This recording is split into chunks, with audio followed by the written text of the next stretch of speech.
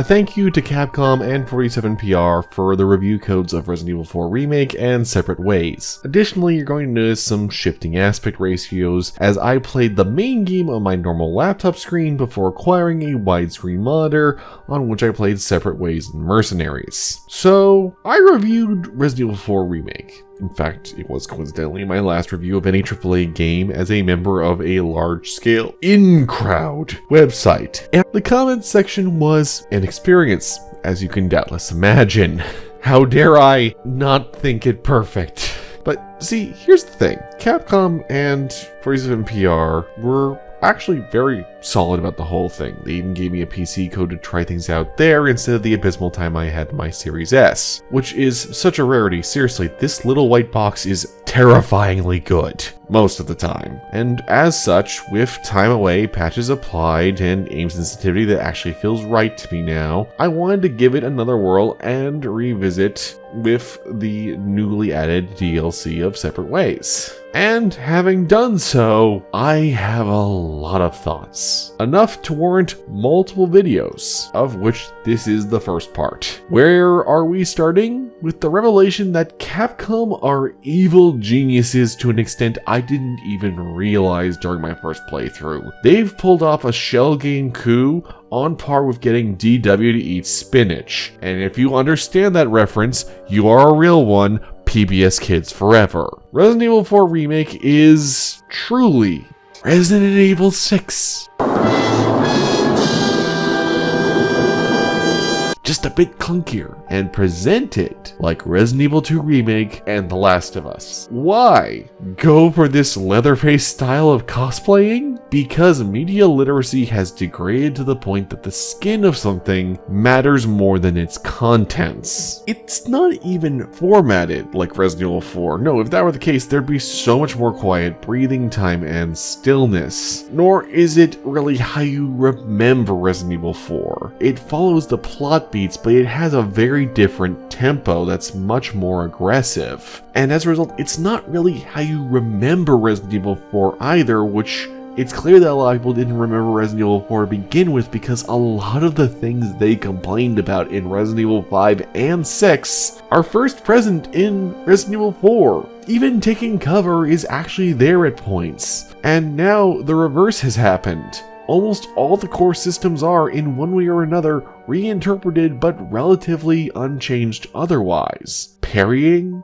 the quick select menu, multiple types of takedowns based on a resource, be it stamina or breakable knives in this case. AI partners that actually do what you tell them to and are fairly hard to kill, an even stronger emphasis on action than horror, a giant boss fight with the penultimate villain turning into a bug. Wait, someone in the audience just shouted, "Where are the QuickTime events then, genius?" Ah, you mean when a key button prompt appears every time a mini-boss or actual boss is about to strike? I appreciate them trying to tie the QTEs to actual mechanics, but in core function, they're the same. They're not the exact motions that you would do when fighting normal enemies.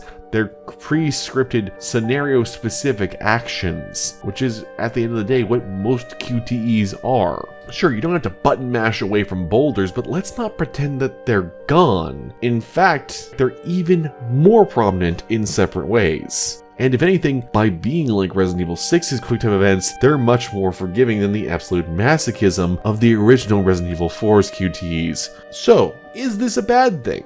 Nah, it's kind of depressing though, simply as a fan of 6 who would love for the dodge roll and arguably more fluid interpretations of these same mechanics to just have their own space in a sub-series within the already massive franchise that has multiple sub-series going on. If people can want Operation Raccoon City, an absolute train wreck of a game, to have a sequel, then I'm going to keep holding this torch for Jake and Sherry to get a sequel that plays more like 6. But it's becoming increasingly clear, thanks to the Resident Evil remakes, that perceived identity matters far more than what you're actually saying.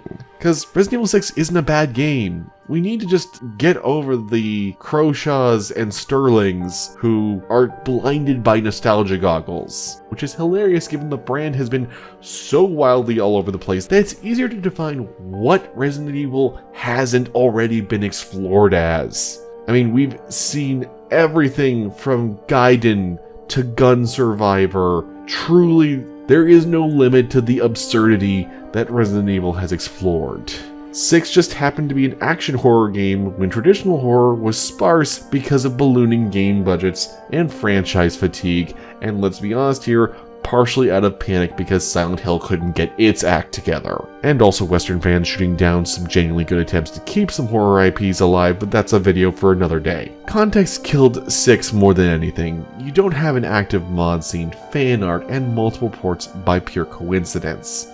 I mean, for crying out loud, Piers Niven was voted as one of the fan favorite characters, baffling every games journalist on the planet because he was only in 6. And this is Capcom.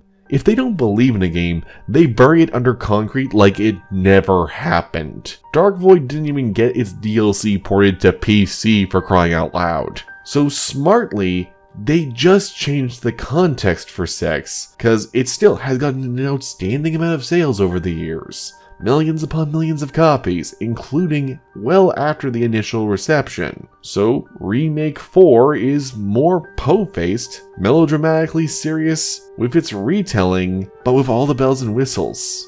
And people ate, and are still eating, it up. For lack of a better example, it's essentially the same energy as you find in Marvel's color grading or DC's more uptight films. There's a desire to be seen as more than just the campy source material from before, while still leaning into it enough to get some of the strengths of it. This is elevated somehow by having less overt aspects. You know, like an A24 film.